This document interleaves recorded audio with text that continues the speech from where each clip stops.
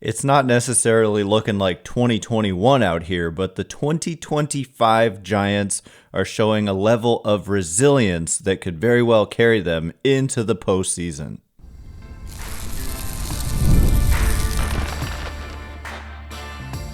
You are Locked On Giants, your daily San Francisco Giants podcast, part of the Locked On Podcast Network, your team every day. Hello and welcome to Locked On Giants, part of the Locked On Podcast Network, where it's your team every day. My name is Ben Kaspick, and on the show we provide daily episodes Monday through Friday, talking about the San Francisco Giants in a way that's data-driven and rational, but also simple, passionate, and accessible to all. I'm a former contributor for the baseball statistics and analysis websites Beyond the Box Score and Rotographs. I've been podcasting about the Giants since 2015, hosting this show for over 6 years, and I'm a lifelong Giants fan.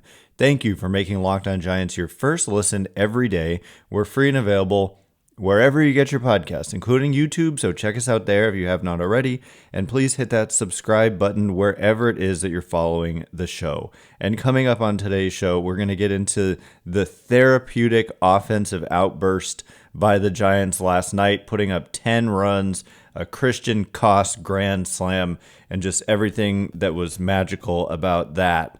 And we'll also get into Robbie Ray, who gave up 3 in the first, but then nothing after that. And that trade is looking better and better by the day. And then also 2 key players cleared medically for rehab assignments and how that could help the team down.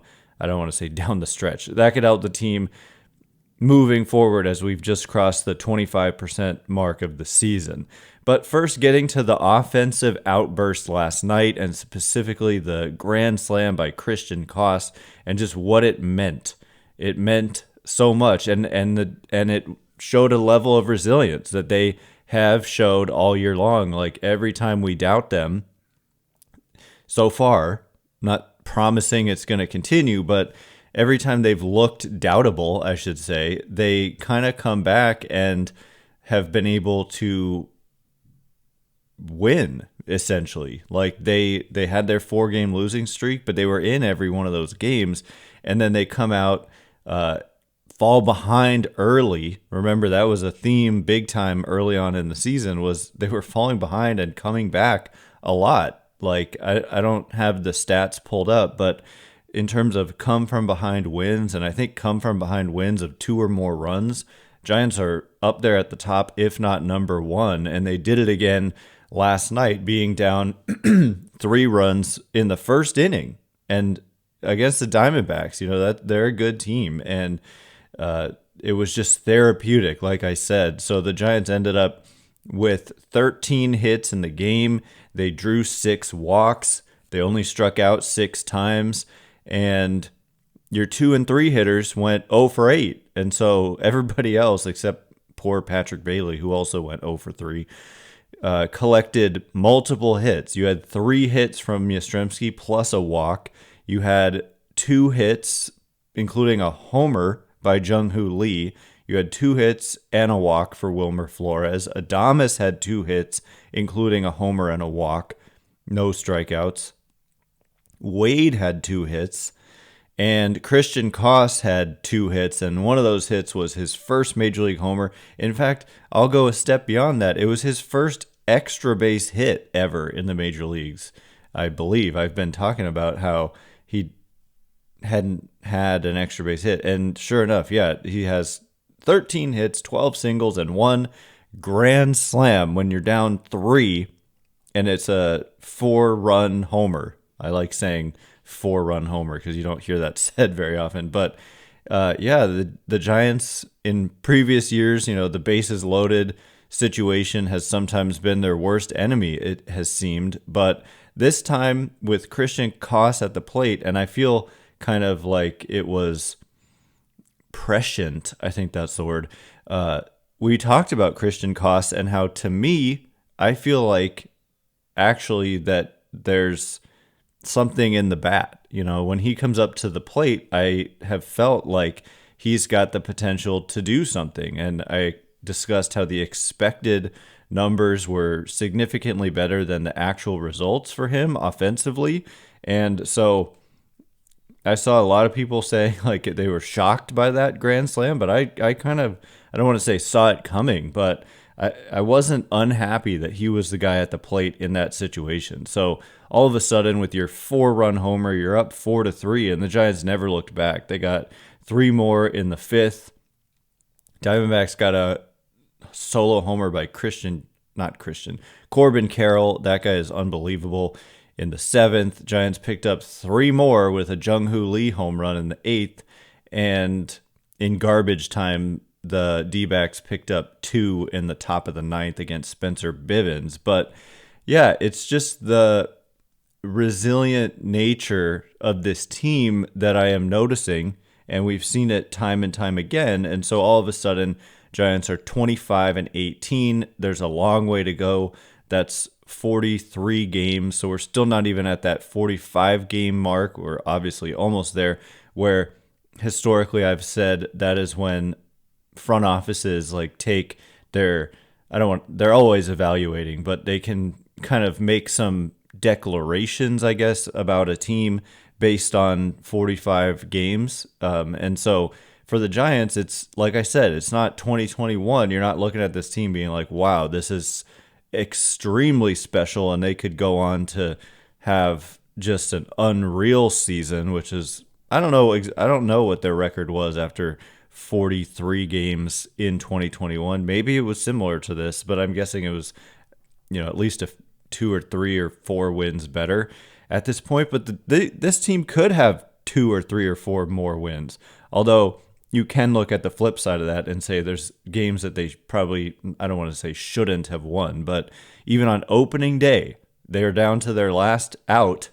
Was it even their last strike? And Patrick Bailey, of all people, who's just had a miserable offensive season, had a tying hit with 2 outs in the 9th. So you can look back at that and say, okay, well, that's a game you shouldn't have won. If you also look back at the game like in Anaheim where Ryan Walker allowed a bunch of runs in the bottom of the 9th, and say you should have won that game.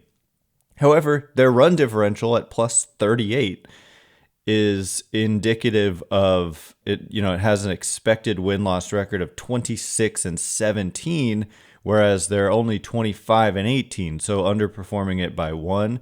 And by the way, the D-backs have a -5 run differential, which has an expected win-loss record of 21-22, and yet they're 22-21. So maybe things even out for these teams today, maybe a little 1-run win or something for the Giants today, and they'll be facing a lefty.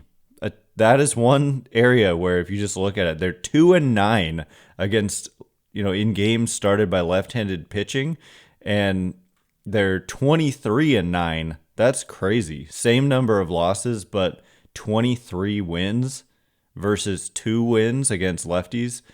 Obviously a different number of games, but the same number of losses, and 23 wins versus 2.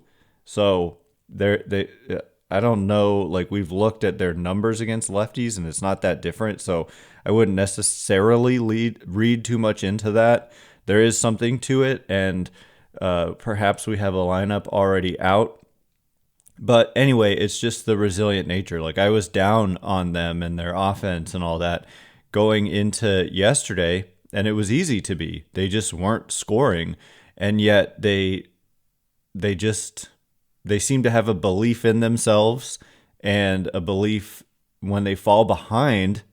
Every time they do it, and they've done it so much, when you fall behind early and yet believe you can come back, that is something that you can, belief is important. And I think this team believes in themselves. And that's what I'm talking about when it comes to having the resilience to potentially keep doing that all season long and make a push for the postseason, which is tough in the National League right now. There's a lot of really good teams. So Giants are hanging in there and they're holding on to a playoff spot. And coming up in just a minute, one of the guys who's been key, they haven't lost a single game that he has started all year long. Robbie Ray, the performance he put together last night, despite giving up 3 in the first, and that trade, we'll reevaluate that or just take another look at it and how it's looking better every day in just a minute. And before we do, Today's episode of Locked on Giants is brought to you in part by Supply House. Get the supplies you need from the site that is made for the skilled trades. Supply House. Whether you're in plumbing, HVAC, or electrical work, Supply House is the reliable way to order products online. Their easy-to-use website is packed with helpful resources and the latest product info to help you get the job done right. Plus, with a complete inventory of over 200,000 parts from 400 plus top brands, you will find exactly what you need delivered fast from coast to coast.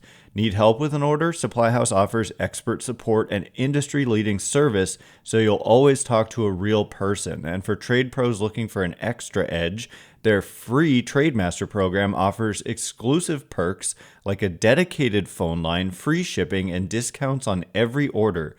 Thousands of skilled professionals are already taking advantage. Now it's your turn. Join the Trademaster program today at supplyhouse.com/TM and start ordering plumbing, HVAC, and electrical supplies with just a few clicks. Plus, use promo code SH5 for 5% off your first order. That's supplyhouse.com. All right, here we go. Robbie Ray is unbeaten. Like, the Giants are unbeaten in his starts. And that trade, which I tweeted about and got a little pushback, we're going to revisit that, is looking better and better every day. Thanks again for making Locked On Giants your first listen every day. Everydayers, tomorrow we're going to be breaking down the series with Millard Thomas from Locked On D-backs. It's always a good time talking with Millard. And so, we'll be evaluating Game 3, a pivotal rubber match Game 3. And just overall, this series, we'll probably talk about the National League landscape, the National League West. Always a good time talking with Millard, so tune in tomorrow for that. Now, getting to Robbie Ray, just first, what he did last night. He gave up 3 in the first inning and proceeded to go 5 scoreless after that. So it ended up being a 6-inning outing in which he gave up just the 3 runs. He did walk 3 and gave up 7 hits, but he struck out 9 and didn't allow any homers. And so on the season, his ERA, I suppose, rose to 3.04, but with all those strikeouts and, just the quality of contact not being great against him, you just start to look at the numbers and they're stabilizing as good. He's got an expected ERA of 3.53. He's got a fielding independent pitching of 3.76. So those are higher than the 3.04 ERA, of course. However, you would absolutely take a 3.53 ERA or a 3.76 ERA, and that's kind of what the expected ERA and the fielding independent pitching are saying, is that maybe those are more, these are ERA predictors, and so they're a little bit higher, but you would still take it. And Ray has struck out 26% of batters that he's faced. That is going to be significantly higher than the major league average, especially for starting pitchers. I'm going to pull this up really quickly. Starting pitchers have a strikeout rate of 21.5% in baseball this year, and Ray is at 26.3. So about 5 percentage points higher for Robbie Ray. Now, starting pitchers in baseball this year have an 8.3% walk rate, and Robbie Ray is at 12.4. So you get the strikeouts, but you also get the walks with Robbie Ray. However, starting pitchers have a ERA that is 4.02 on average. That is the average starting pitcher ERA, and he's at 3.04, so a run better. And I just have to go back, first of all, to say, it's just great to see. And there are questions about all of these veteran pitchers in the Giants rotation, and even Landon Roop. Everybody besides Logan Webb had a question mark over their head coming into the season, and Robbie Ray is answering those questions by just being good pretty consistently, even in a game in which he doesn't get good results in the very first inning. But that's like the dream there as a pitcher, to give up 3. Obviously, that's not the dream, but then to end up with a 6-inning outing where that's all you allow and keep your team in the game and go relatively deep into the game and give your team a chance to come back. And that's exactly what happened. We've seen that a lot. So he's been, I don't want to say lucky, but, the anti-Justin Verlander in terms of picking up team wins and wins himself when he pitches. And so I want to revisit the trade. So this trade was made on January 5th, 2024. So prior to last season, the Giants sent Mitch Haniger and Anthony DeSclafani and cash to the Seattle Mariners in exchange for Robbie Ray. And it's complicated. First of all, we don't know how much cash.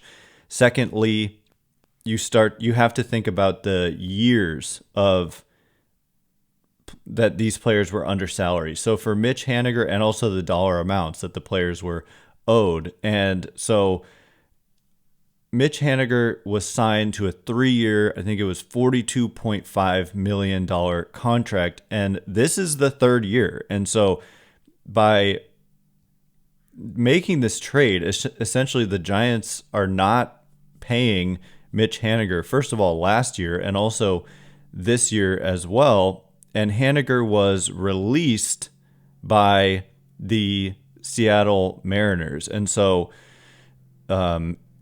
basically the Mariners are paying $17.5 million, maybe less because the Giants sent cash in this trade. They're paying Mitch Haniger like $17.5 million this year, and he's not playing at all. I don't believe he signed with anybody. So, yeah, he's a free agent. He was released, and first of all, he had a bad season in Seattle in 2024, similarly bad to his bad season his first year with the Giants. And so the fact that Haniger is getting paid $17.5 million to not even play baseball this year, not injured, just released by the Mariners, and the Giants are paying Robbie Ray $25 million. Like, we need to think about it in terms of the difference between what they were already on the hook for Haniger, which was $17.5 million, versus Robbie Ray's $25 million. So that's what, $7.5 million basically net. So you're paying kind of essentially $7.5 million to have Robbie Ray as opposed to Mitch Haniger on your roster. And there's just no doubt that that is a good deal for the Giants right now. And also last year, the Mariners were paying Anthony DeSclafani. That contract was up after last year. So it's not current anymore, but last year Robbie Ray barely pitched for the Giants. He was rehabbing from Tommy John, ended up making 7 starts down the stretch. But in the meantime, the Mariners were getting bad production out of Mitch Haniger, and Anthony DeSclafani injured himself and missed the entire season. And I think he was also traded away before he injured himself to the Twins. Traded to the Twins and then injured himself and missed the entire season. So it's hard to look at that trade and say it's anything but a win for the Giants. It's certainly fair. Like, I'm not here to, toot the horn of Farhan Zaidi for the trade. I'm just trying to say it was a good trade. But obviously people correctly point out that the Giants are the ones who signed Mitch Haniger and signed Anthony DeSclafani to those contracts that ended up being bad. But at the same time, it was very savvy to get away from that, because you're in a much better position having Robbie Ray than having essentially Mitch Haniger this year. And then next year, Haniger's contract is up, and yet Robbie Ray is signed for one more season at $25 million. So that's part of the calculus too, but right now he's looking like a pitcher who's worth $25 million.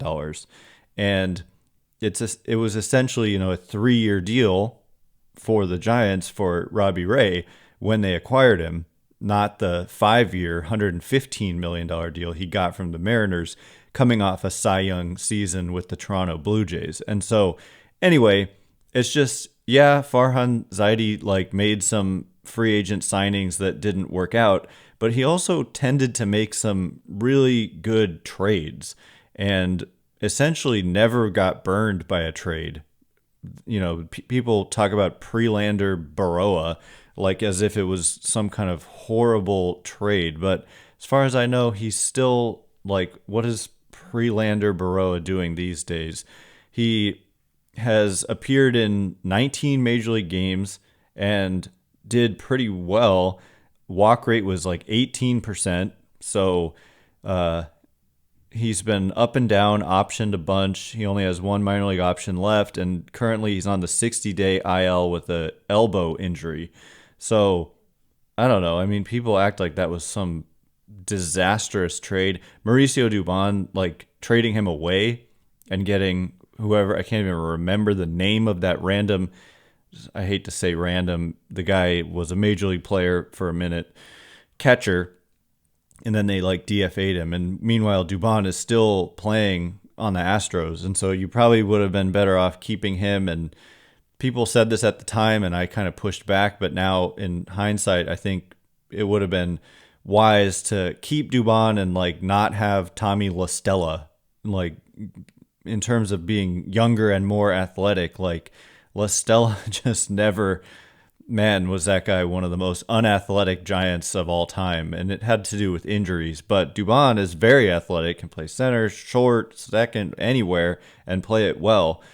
So anyway, that's a little bit of a tangent, but we are talking about trades, and I don't know, it's just, those signings of Haniger and DeSclafani didn't work out, but you got away from them and ended up with a player who currently has a 3.04 earned run average for you and is helping out your rotation and helping you win.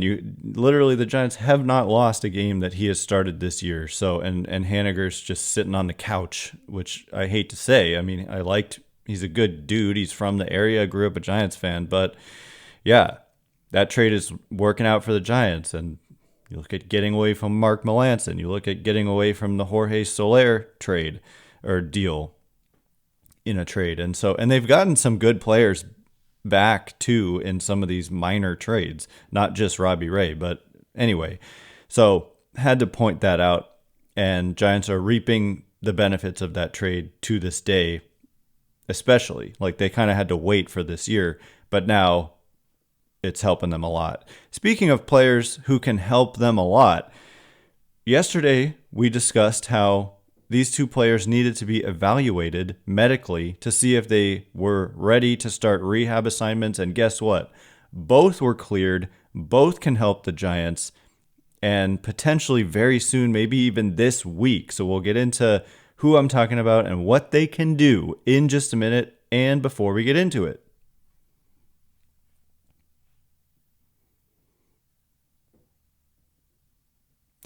All right, as promised, these two players are, for a team that has at times struggled offensively, key. One of them more than the other, I would say, but Tyler Fitzgerald and Casey Schmitt cleared to begin a rehab assignment, and sure enough, they were in the lineup for AAA Sacramento yesterday, and they could be back very soon. What does it mean? How do the Giants fit them back onto the roster? We will discuss in just a second. Thanks again for making Locked On Giants your first listen every day. Everydayers tomorrow, Millard Thomas from Locked On D-backs. Always a great crossover with Millard, and we'll be discussing the finale of this series. Hopefully the Giants able to win the series after losing the first game. It is not something that they have failed to do. They've been able to do this several times. It's Eduardo Rodriguez against Jordan Hicks. And do we have lineups? Yeah, we do. And Sam Huff in the lineup, David VR playing first. So it's your lineup against left-handed pitchers. It's just going to be a matter of, can Hicks perform and meet those like expected numbers instead of his ERA, which is up near 6, whereas all the peripheral numbers are down in the mid 3s. So we'll see if today's the day he can kind of get those things to normalize a little bit for him. And we'll discuss tomorrow with Millard. But meanwhile, both Tyler Fitzgerald and Casey Schmitt needed to be cleared medically to be able to begin rehab assignments. And so it was obviously possible that they could both be cleared, that one or the other would be cleared, or that neither would be cleared. And we got the best news possible, that both were cleared and both were in the AAA lineup for Sacramento yesterday. And so we'll be looking out for the next lineup. But the biggest factor is Tyler Fitzgerald when it comes to lengthening the lineup. And it's kind of unfortunate because Christian Koss has done, I think, a better job than his overall numbers would indicate. But at the same time, Tyler Fitzgerald, it's funny, his expected numbers are not great, but the actual results have been really good. 284 average, 341 on base, 432 slugging. You combine that with what he did last season, and you're talking 121 games, 17 homers, 22 steals, with 5 caught stealings, and a 281 average, 336 on base, 484 slugging. It's about 30% above average offense, 3.5 Fangraphs wins above replacement in 41 games fewer than a full season. So there's reason to be excited about Tyler Fitzgerald, and he was hot when he went down. He had been in a slump and he came out of it. And so we've recently talked about how important that is for younger players like Elliot Ramos, and how he went into a slump and he's come out of it. And he's done that a couple times, both last year and this year.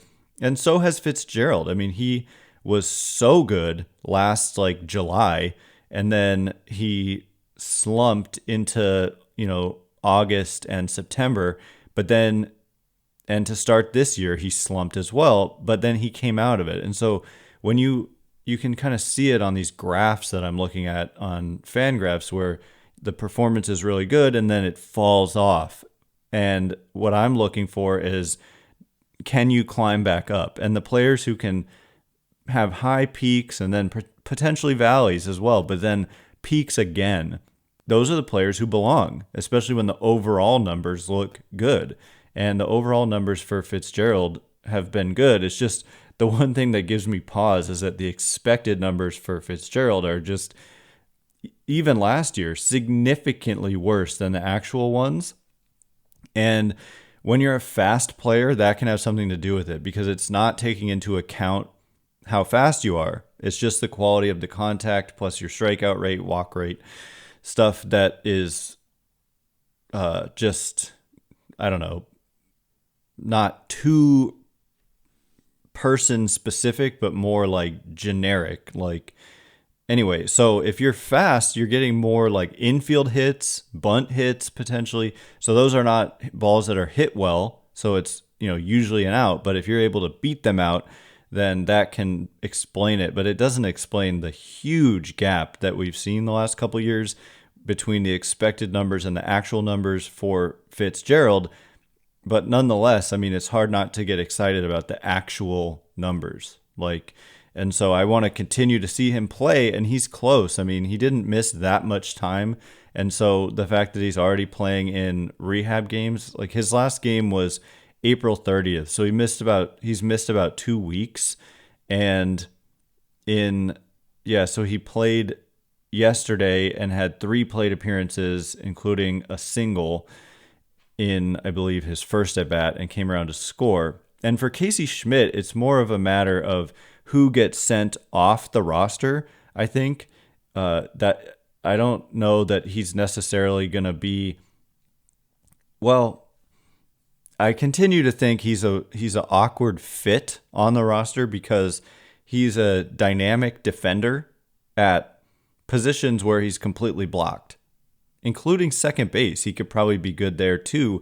But to have the role that he's played, first base against left-handed pitching, is just really wasting his defensive skills. But there's no obvious solution to me, except potentially to trade him. And it was reported by, I think it was Susan Slusser, that Casey Schmitt drew a lot of trade interest in the offseason because teams recognize the Giants' situation.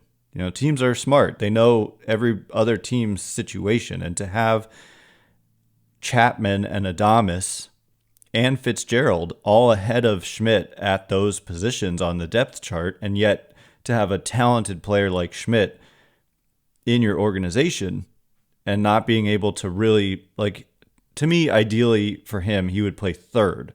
And there's just no way. Matt Chapman is Iron Man over there. Of course, he could always get injured, and then you'd be grateful to have a Casey Schmitt. But Chapman is currently healthy, and so I don't know. I don't know how much sense that makes. And eventually, hopefully, you have an everyday first baseman, maybe Bryce Eldridge, just somebody who's not. It's not a platoon situation, and it would also be a waste of Casey Schmitt at DH, at least defensively a waste. There's also more to see in the bat, of course. And so Schmitt has pretty good expected numbers this year and did well to end the year last year. And he was doing well this year. Well, yeah, so I guess his 15 game stats roll back to last year. His most recent 15 games include games last year, and those are also good. And so he's one of those guys. He started off really well, or he had a really high peak, I should say, at some point last year, but then fell into a slump. But then he kind of came out of it in September and has good expected numbers this year offensively. And so he's just another guy. I want to see him play, but the question is, do you bring him back onto the roster and DFA David VR again and probably lose David VR? They don't seem to value VR very, very highly, so I would guess that would be the move. But just to give you warning, that's probably coming. And then also, Gerard Encarnacion is going to be ready to come back when eligible, which is the 26th of May. He's not eligible until then because he is on the 60-day IL, and that's when his time would be up. Anyway, that is all the time we have for today. Thanks again for making Locked On Giants your first listen today. For your second listen, check out the all-new Locked On MLB Game Night. Every game, every night, all season long. Get local analysis on a national scale. Find MLB Game Night on Locked On MLB on YouTube or wherever you listen to podcasts. Once again, my name is Ben Kaspick. Check me out on Twitter/X at Ben Kaspick, Kaspick. If you like this show, please consider rating it or leaving a review. It helps me out a lot. So thank you in advance, and thank you to everyone who's done so already. And can't wait to be with you again tomorrow with Millard with that crossover. Thanks again for listening today. You are now Locked On Giants.